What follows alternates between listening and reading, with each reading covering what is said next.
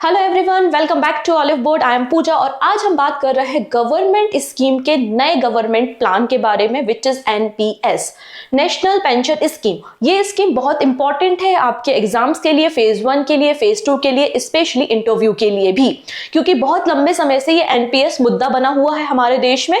ठीक है, तो ये एनपीएस होता क्या है, बेनिफिशियरीज क्या है, कैसे आप एनरोल कर सकते हैं, कितने प्रकार के अकाउंट होते हैं, कौन इन्हें मैनेज करता है, और काफी कुछ नया सीखने को मिलने वाला है अंडर दिस स्कीम। इसलिए आप वीडियो को एंड तक देखेंगे।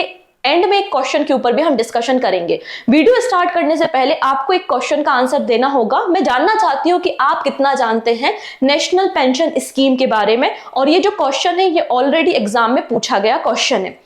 स्टेटमेंट लिखा हुआ है, which of the following statement are correct regarding the NPS? Investment in new pension scheme up to 1.50 lakh rupees is tax deductible under the section 8 of the Income Tax Act 1961। क्या बोला गया है? इसमें बोला गया जैसे कि पीपीएफ अकाउंट में अगर आप 1.5 लाख रुपए तक का इन्वेस्टमेंट करते हैं तो आपको उसमें टैक्स एग्जेम्पशंस देखने को मिलते हैं under the section 80C of the income tax act 1961। क्या सिमिलर एनपीएस के लिए भी यही रूल फॉलो होता है? नेक्स्ट है, NPS is mandatory applicable to all central government employees recruited on or after January 1, 2004। तो 2004 के बाद जो भी गवर्नमेंट एम्प्लॉय रिक्रूट किए गए हैं उनके लिए ये एनपीएस मैंडेटरी होती है। कौन सा स्टेटमेंट यहाँ पे करेक्ट है? केवल एक, दो, दोनों स्टेटमेंट करेक्ट है या इनमें से कोई भी सही नहीं है? क्या है आपका सोचना? आंसर आप करेंगे कमेंट सेक्शन में, लेकिन टेंशन की कोई बात नहीं है। जिन स्टूडेंट को नहीं पता अबाउट द एनपीएस, तो आज हमें तो सीखना ही है, हम तो सीखने के लिए ही आए हैं। तो अगर आपको आंसर नहीं पता, कोई टेंशन वाली बात नहीं, वीडियो को आप एंड तक देखिए। एंड तक जाते जाते आपको इन सारे क्वेश्चंस के आंसर डेफिनेटली मिल जाएंगे। ओके, इसके अलावा लगभग 10 से 12 मिनिस्ट्री ऑफ फाइनेंस की स्कीम्स को मैंने कवर करा दिया है। एक सेपरेट प्लेलिस्ट आपको देखने को मिल जाएगी यूट्यूब पर, तो आप वहां जाके इसे देख सकते हैं। ठीक है, आपको बिल्कुल ये हेल्पफुल रहेंगे। आप जितने भी गवर्नमेंट एग्जाम होते हैं इंडिया के अंदर, उन सभी एग्जाम में गवर्नमेंट स्कीम डेफिनेटली पूछी जाती है।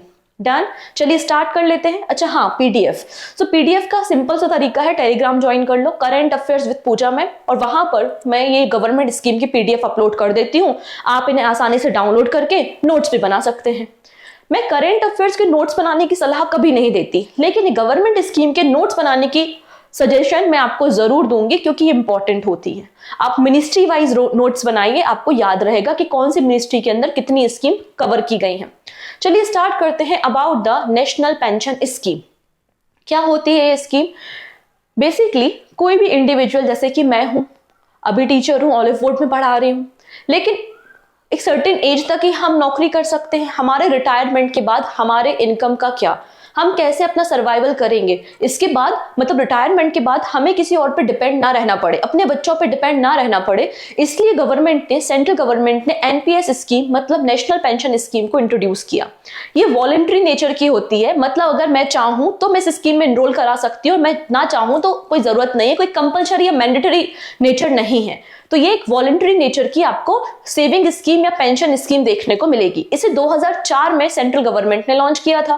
कब किया गया था? 2004 में। क्लियर?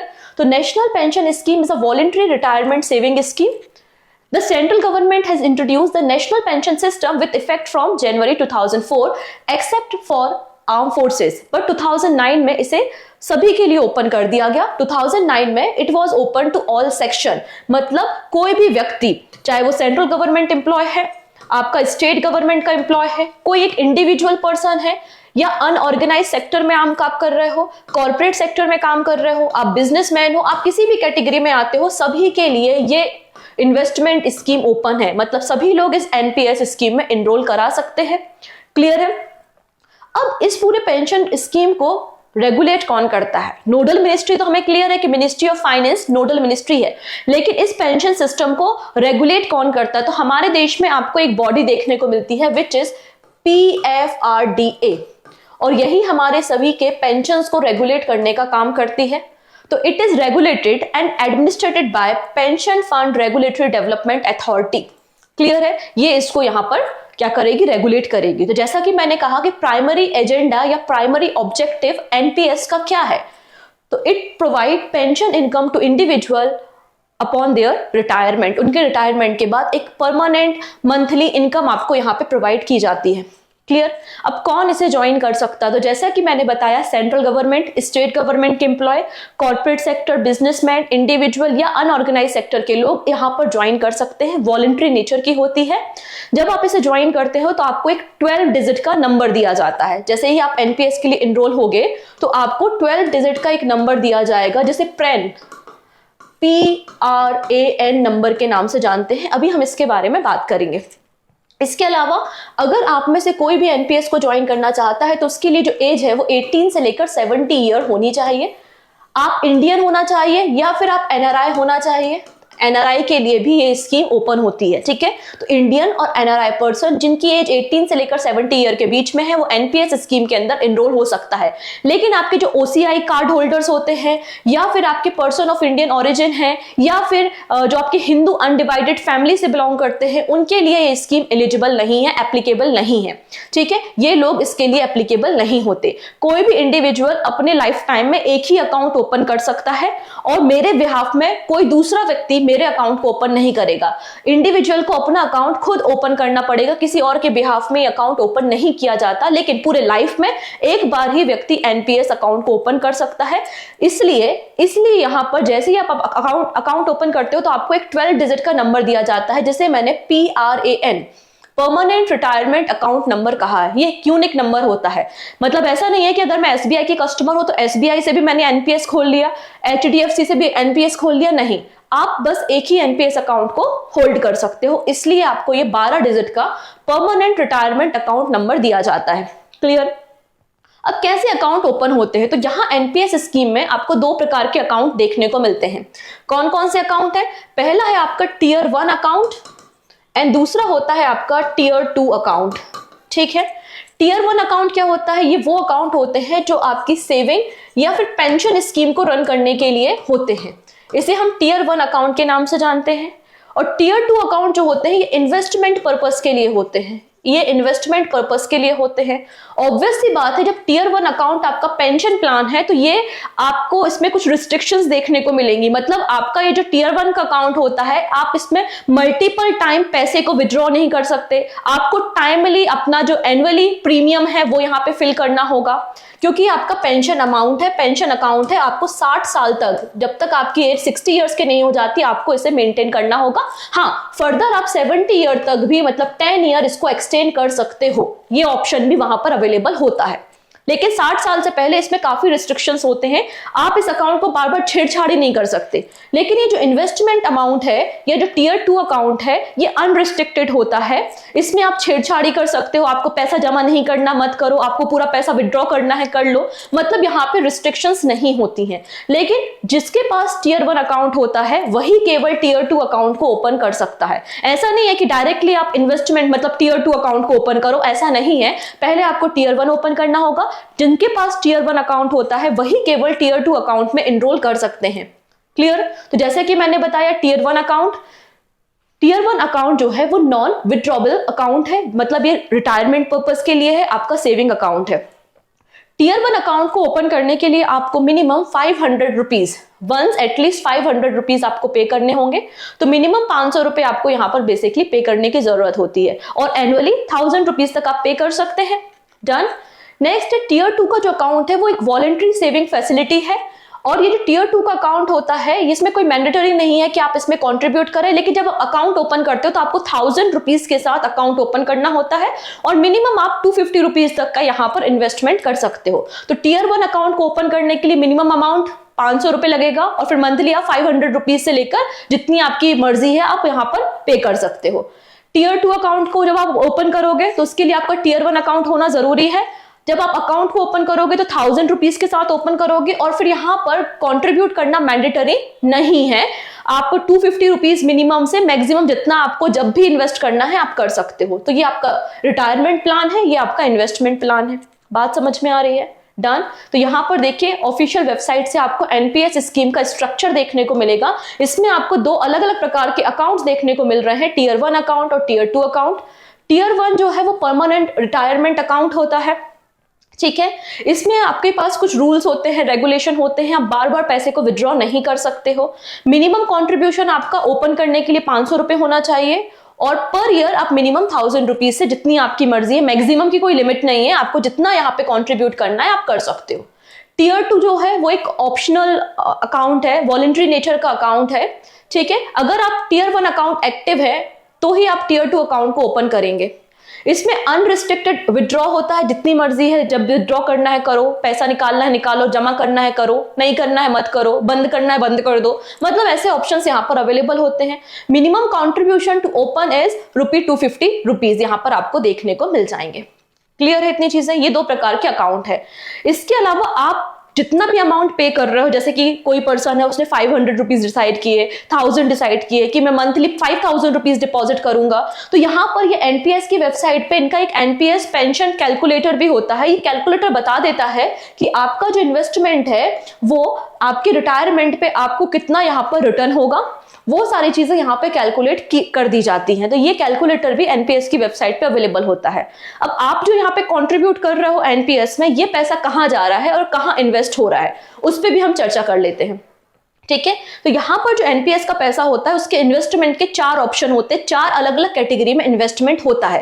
कौन कौन सी वो कैटेगरीज होती हैं देखेंगे। सबसे पहले होती है low risk category. Low risk category मतलब गवर्नमेंट सिक्योरिटी। जो गवर्नमेंट बॉन्ड्स होते हैं उनमें आपको पता है कि लो रिस्क होती है, हमें पता है गवर्नमेंट हमारा पैसा लेके कहीं नहीं भागेगी, वो तो हमें वापस मिलेगा अगर हम यहाँ पर इन्वेस्ट करते हैं। तो आपको यहाँ पर 4 प्रकार की कैटेगरी इन्वेस्टमेंट के लिए देखने को मिलेंगे। असेट क्लास ई, सी, जी और ए। ये इतना भारी भरकम टर्म समझने से पहले हम सिंपल भाषा में समझ लेते हैं। पहला होता है आपका लो रिस्क अकाउंट, जिसमें आपको गवर्नमेंट सिक्योरिटीज देखने को या गवर्नमेंट बॉन्ड्स देखने को मिलते हैं।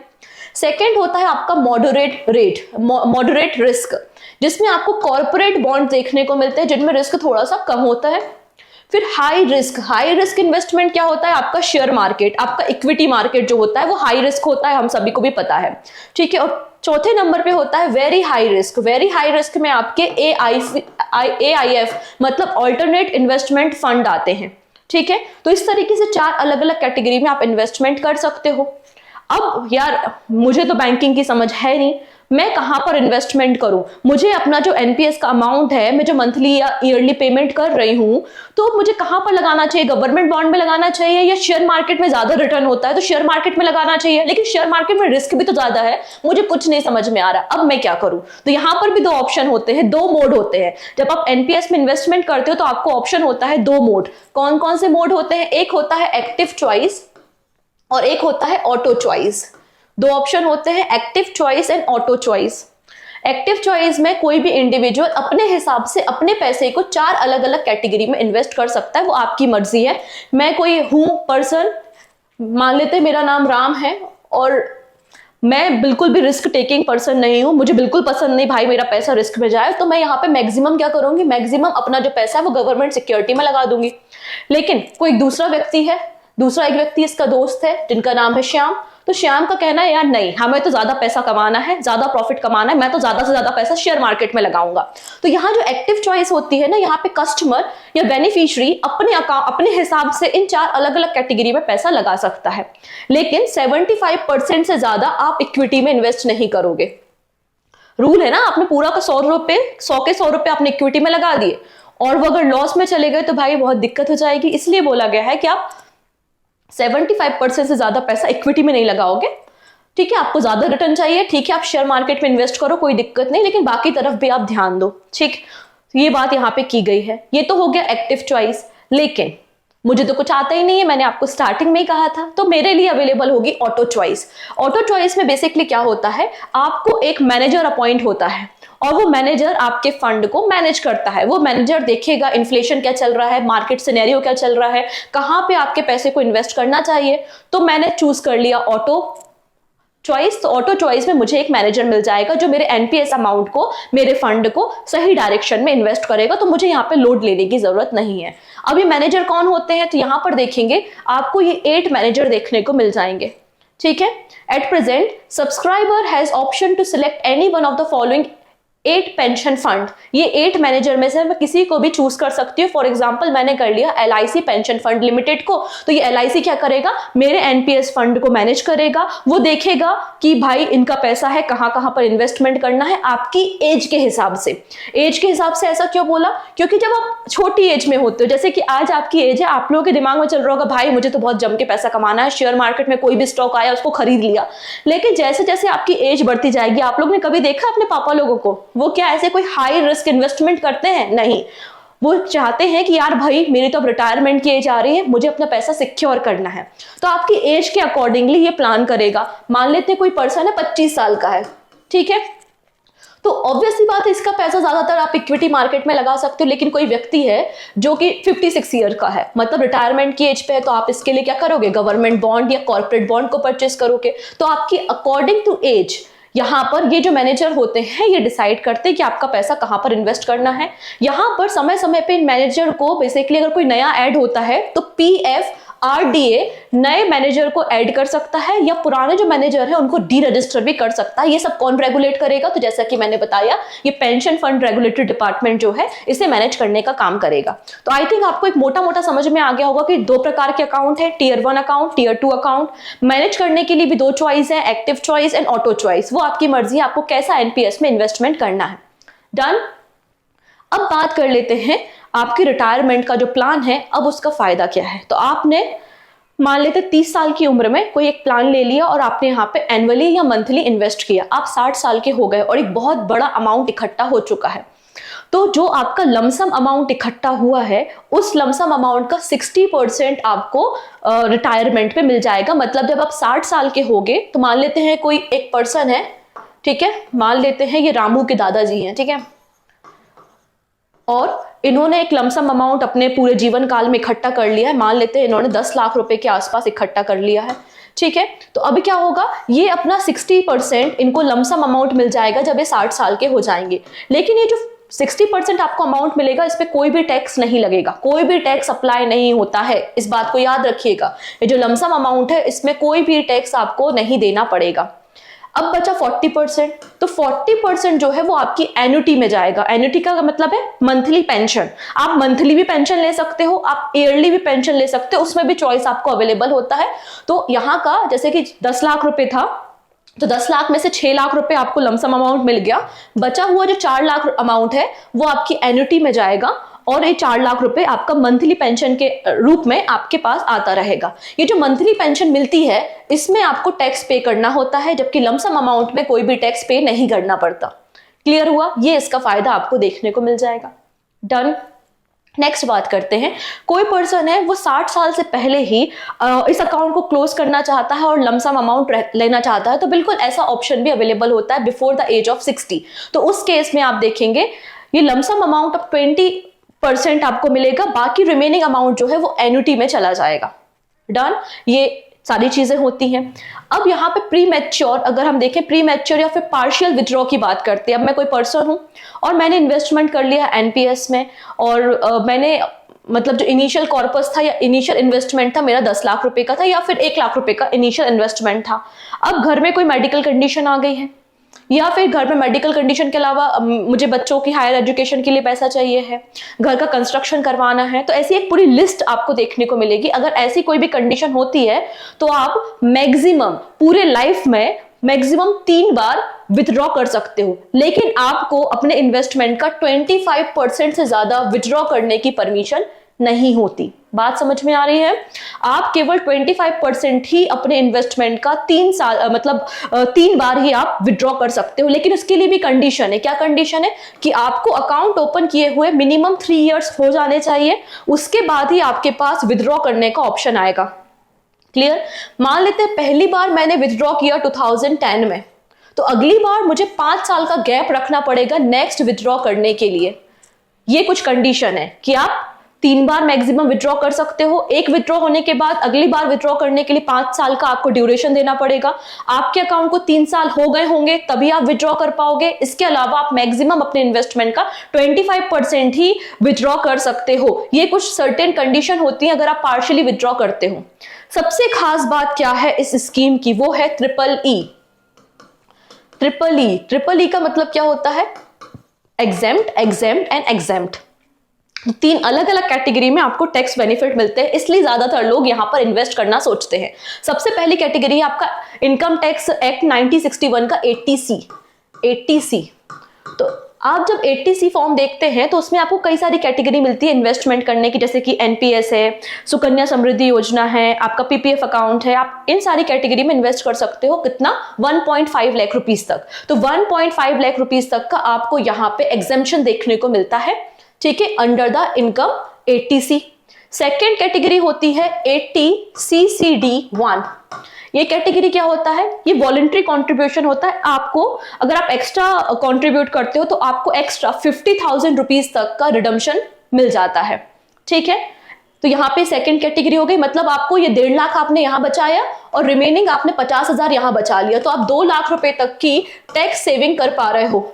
इसके अलावा एक थर्ड कैटेगरी भी होती है विच इज 80CCD2, ठीक है। स्पेशली एनपीएस के लिए इस नई कैटेगरी को इंट्रोड्यूस किया गया है। इसके लिए अगर आप गवर्नमेंट एम्प्लॉय हैं या सैलरीड एम्प्लॉय हैं तो आप अपनी सैलरी का अप टू 10% तक, 10% अपनी बेसिक सैलरी का प्लस डीए, इतना और आप यहाँ पे टैक्स बचा सकते हो। तो आप देख रहे हो 3 प्रकार से टैक्स बेनिफिट मिल गए। पहला तो 1.5 लाख रुपए तक का, फिर आपका ऊपर से 50,000 और ऊपर से अगर आप सैलरीड एम्प्लॉय हो तो आपकी 10% बेसिक सैलरी प्लस डीए। ये सारी चीजें आपको एग्जेम्पशन मिलती हैं, इसलिए एनपीएस को ट्रिपल ई कहा जाता है। क्लियर है? तो ये आपको ट्रिपल ई फॉर्मेट में आपको देखने को मिल जाएगी। क्लियर? चलिए अब बात कर लेते हैं फीचर्स जो कि मैंने डिस्कस किए हैं, फीचर ऑफ द एनपीएस। सबसे पहली बात, ये हमको ज्यादा रिटर्न प्रोवाइड करता है, 8 to 10% आपको रिटर्न प्रोवाइड कर देगा। इसमें यूजर को चॉइस मिलती है, active choice and auto choice. आप खुद अपने अकाउंट को मैनेज कर सकते हो या फिर आपको एक मैनेजर मिलेगा जो आपके अकाउंट को मैनेज करेगा। Tax benefit triple E category में आपको पीपीएफ स्कीम या एनपीएस स्कीम देखने को मिलती है।